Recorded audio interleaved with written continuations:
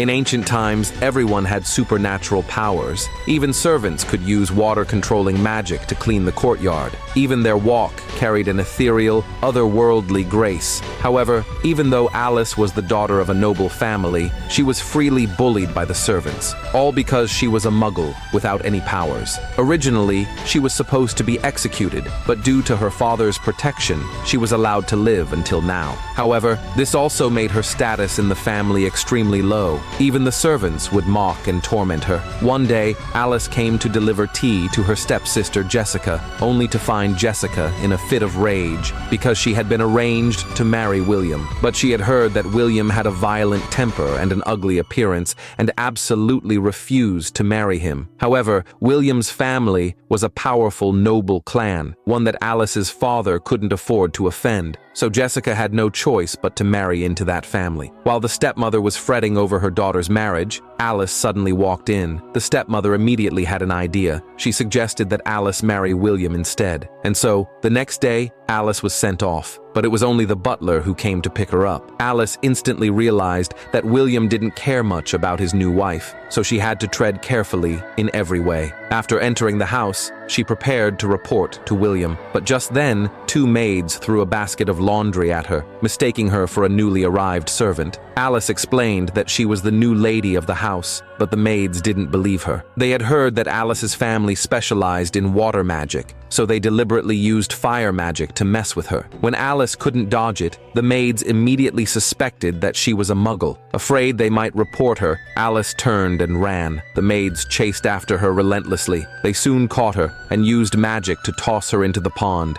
Alice begged them pitifully, but the maids demanded that she use her powers, or else they would turn her in for money. Alice ran away with all her strength, but she was still caught by the two maids. Just as she was about to be tortured to death, William suddenly appeared and saved her. The next moment, Alice collapsed into William's arms. She could hold on no longer and fainted. William immediately noticed the jade pendant on her neck and realized she was the girl who had once saved his life. Back then, he had nearly frozen to death in a snowy wilderness, and at the critical moment, a young girl gave him a steamed bun. Since then, he had sworn to repay the girl for saving his life. He never imagined she would become his wife one day. Only then did the two maids realize she truly was the lady of the house. They immediately knelt and begged for mercy. Furious, William ordered them to be executed on the spot. He then carried Alice straight back to her room and personally used his power to heal her injuries. Alice soon regained consciousness. William gently told her there was no need to be so timid from now on.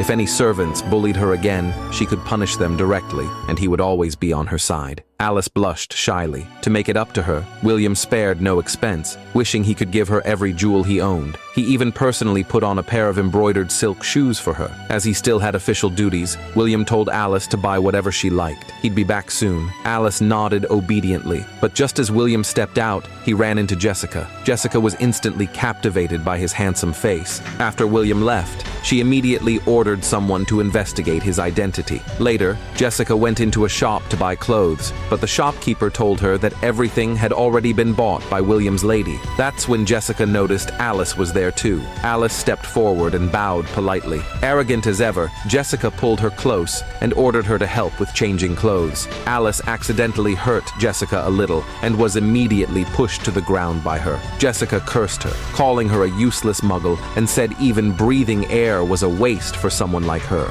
Unexpectedly, William had just returned and overheard her words. He instantly stepped in and stopped Jessica. Only then did Jessica realize who he really was. She was filled with deep regret. She tried to win William over, but William only wanted to stand up for Alice. As things were about to get out of control, Alice quickly stepped in to stop William. Out of respect for Alice's plea, William finally spared Jessica. However, once she returned home, Jessica asked her parents to find a way to marry her off to William. Her father scolded her for being blind to the opportunity before, and now shamelessly throwing herself at someone who already rejected her. But Jessica didn't care at all. She threatened to take her own life if they didn't help. Her stepmother quickly added that Alice was just a muggle, and if William ever found out, he would surely reject her. Then how could they possibly stay connected to someone like William? It would be better to find a way to have Jessica marry him instead. What they didn't know was that William had long known Alice was a muggle, but he didn't mind at all. He even split the jade pendant he had worn for 20 years into two, giving one half to Alice so she could use it to protect herself in times of danger. But what William didn't know was Alice wasn't really a muggle at all. In fact, her marriage to William had been carefully planned from the very beginning. Even being bullied by Jessica was something she had deliberately staged for William to witness, all so she could stir William's sympathy for her. But in truth, her power was far greater than William's.